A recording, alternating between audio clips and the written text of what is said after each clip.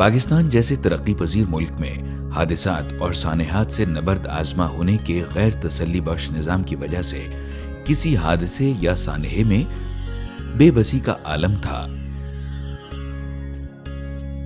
Road traffic हादसे के शिकार घर के वाहिद कमाने वाले लहू लुहान नौजवानों की पुरउमीद नजरें पास से गुजरने वाले हर शख्स को मदद की गर्ज से देखती थीं। लेकिन पास से गुजरने वाला हर शख्स दर्द को महसूस करने के बावजूद डर या खौफ की वजह से मदद नहीं करता था।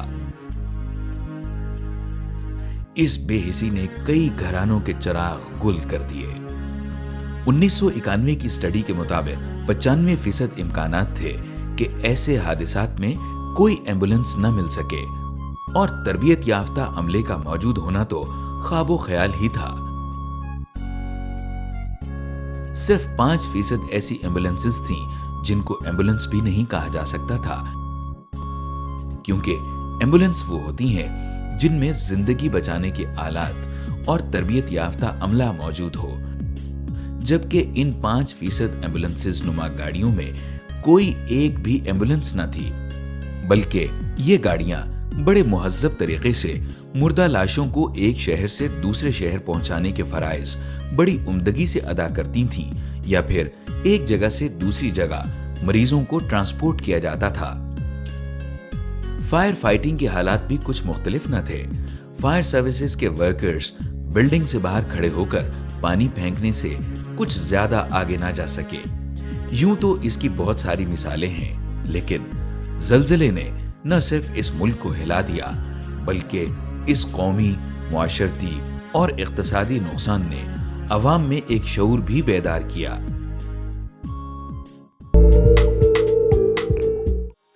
डॉक्टर रिजवान नसीर एक दर्द दिल रखने वाली शख्सियत अरसा 15 साल से मौजूदा इमरजेंसी सर्विसेज, ईदी सर्विसेज, फायर सर्विस और शहरी दिफा की तजदीद नौ करके इमरजेंसी का मौसर निजाम कायम करने के लिए कोशां रहे।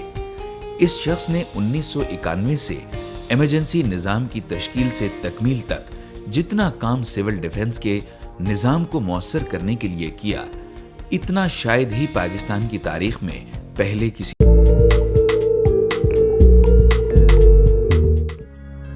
पाकिस्तान जैसे तरक्की पजीर मुल्क में हादिसात और सानेहात से नबर्द आजमा होने के गैर तसल्ली बख्श निजाम की वजह से किसी हादसे या सानेहे में बेबसी का आलम था। रोड ट्रैफिक हादसे के शिकार घर के वाहिद कमाने वाले लहू लुहान नौजवानों की पुरउमीद नजरें पास से गुजरने वाले हर शख्स को मदद की गर्ज से देखती थीं। लेकिन पास से गुजरने वाला हर शख्स दर्द को महसूस करने के बावजूद डर या खौफ की वजह से मदद नहीं करता था। इस बेहिसी ने कई घरानों के चिराग गुल कर दिए। 1991 की स्टडी के मुताबिक 95% इम्कानात थे कि ऐसे हादिसात में कोई एम्बुलेंस न मिल सके और तरबियत याफ्ता अमले का मौजूद होना तो ख्वाबो ख्याल ही था। सिर्फ 5% ऐसी एम्बुलेंसेस थीं जिनको एम्बुलेंस भी नहीं कहा जा सकता था, क्योंकि एम्बुलेंस वो होती हैं जिनमें जिंदगी बचाने के आलात और तरबियत याफ्ता अमला मौजूद हो, जबकि इन 5% एम्बुलेंसेस नुमा गाड़ियों में कोई एक भी एम्बुलेंस न थी, बल्कि ये गाड़ियां बड़े मुहज्जब तरीके से मुर्दा लाशों को एक शहर से दूसरे शहर पहुंचाने के फराइज बड़ी उम्दगी से अदा करती थीं, या फिर एक जगह से दूसरी जगह मरीजों को ट्रांसपोर्ट किया जाता था। फायर फाइटिंग के हालात भी कुछ मुख्तलिफ न थे।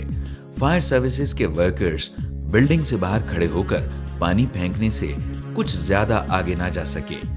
यूं तो इसकी बहुत सारी मिसालें हैं, लेकिन ज़लज़ले ने न सिर्फ इस मुल्क को हिला दिया, बल्कि इस कौमी, मुआशरती और इक्तिसादी नुकसान ने अवाम में एक शऊर भी बेदार किया।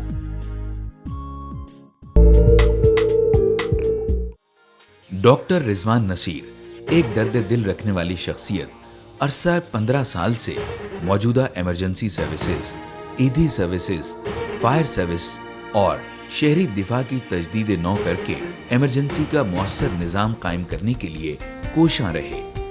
इस शख्स ने 1991 से इमरजेंसी निजाम की तश्कील से तकमील तक जितना काम सिविल डिफेंस के निजाम को मौसर करने के लिए किया, इतना शायद ही पाकिस्तान की तारीख में पहले किसी ने किया हो।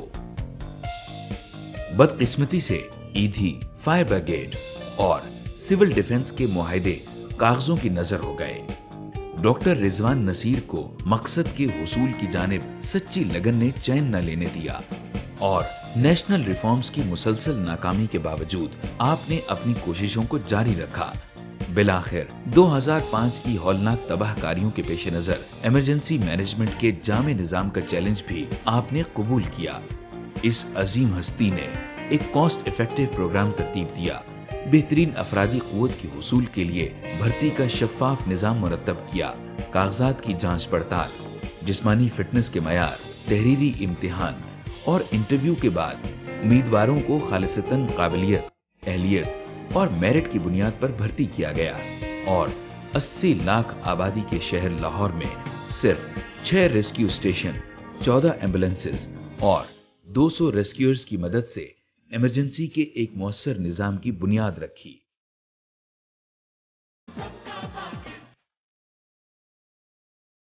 इस सर्विस की तश्कील के लिए निसाब की तैयारी, मॉनिटरिंग सिस्टम वज़ा करने, रेस्क्यूअर्स की तरबियत, कंट्रोल रूम का क़याम और इमरजेंसी नंबर 1122 के हुसूल तक की तमाम कठिन मनाजिल सिर्फ चंद जानिसार साथियों की माविनत से 6 माह की कलील मुद्दत में तय की। किसी भी सर्विस की कामयाबी का इन्हिसार उसके कारकुनान की पेशावराना तरबियत के बुलंद मयार पर होता है। रेस्क्यू 1122 ने मुल्की तारीख में पहली मर्तबा रेस्क्यूअर्स की तरबियत की एक आला रिवायत उस्तवार की, जिसमें मेडिकल, फायर और रेस्क्यू के अलावा इमरजेंसी के मुख्तलिफ शोबा हायजात को बाहम मरबूत किया गया और उसके साथ साथ रेस्क्यूअर्स की फिजिकल फिटनेस के बेहतरीन मयार को भी यकीनी बनाया गया।